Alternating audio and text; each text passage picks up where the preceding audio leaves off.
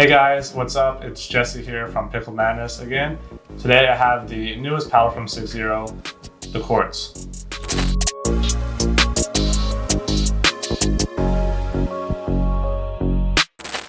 Now some specs for the Quartz. We have a T300 raw carbon fiber face.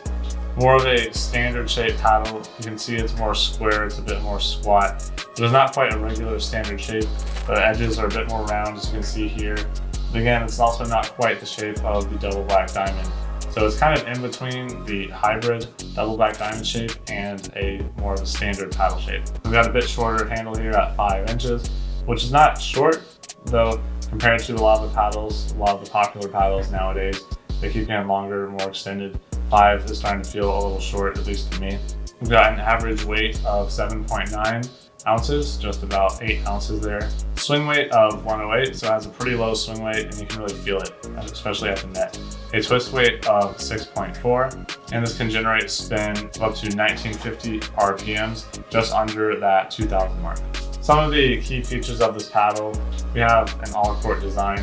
Like I said, pretty lightweight, especially with the swing weight, it feels really light and easy to move. The sweet spot is pretty big, though of course if you hit around the edges you can feel the dead areas. This features a unibody construction, so it is less likely to snap at the neck, whereas something that was 2 pieces with the handle and the head has a lot higher chance of breaking at the neck. And it's kind of been the flagship paddle for beginners. I really think that something like the Quartz is changing that. Now we have a raw carbon fiber face paddle for the same price as the Z5, but that has a lot more control, a lot more ability to direct the ball to where you want to go. That fiberglass face on the Z5 just really does not give you control at all. And this still has pretty solid power. It's not crazy power. It's nothing like a Gen 3 paddle, of course, but it does give you enough power. And for beginners, I think it's a great all-around starter paddle. Of course, that's not to say that intermediate and advanced players could not play with this. Of course they can.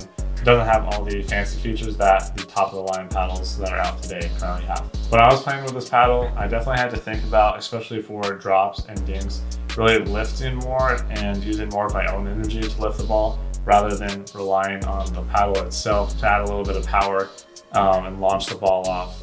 So when I was hitting drops and dings and softer shots, I had to keep that in mind. For drives and power shots, really nothing different to do.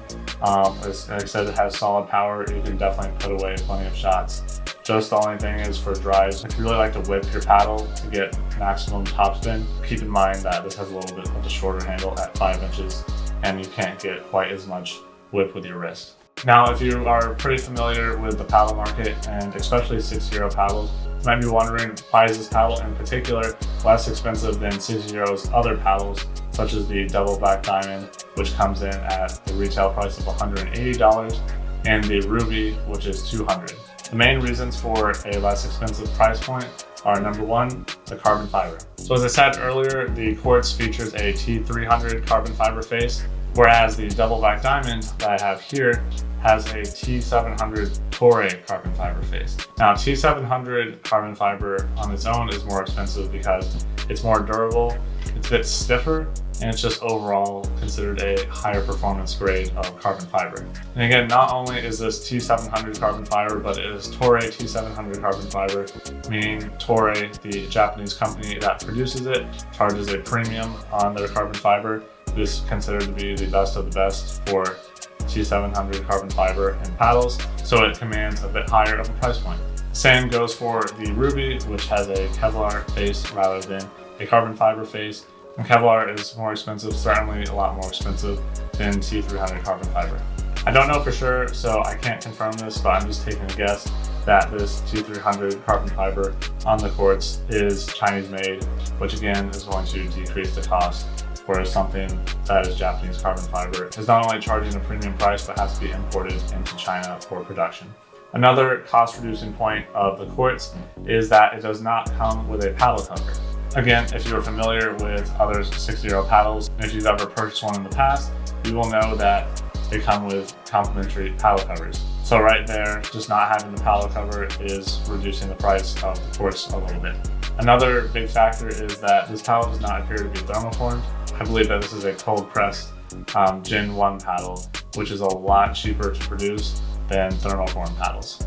All in all, despite being less expensive than its other 6 Zero counterparts, the Quartz still does a really good job at what it is supposed to do, which is to be a more entry-level, beginner, early and intermediate paddle.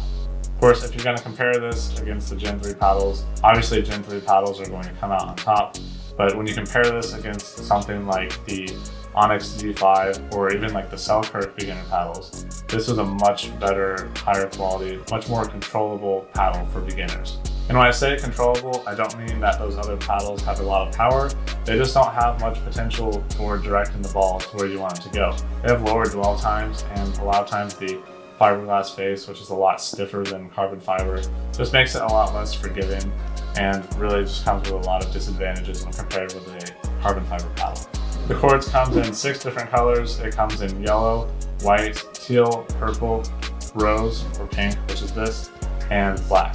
If you'd like to purchase the Quartz, you can do so from picklemadness.com. We have the link in the description below. Also, you can sign up for our newsletter with the link in the description below to stay updated on pickleball news, paddle updates, and more. If you like this video, please leave a like, leave a comment, and don't forget to subscribe. I'll catch you next time.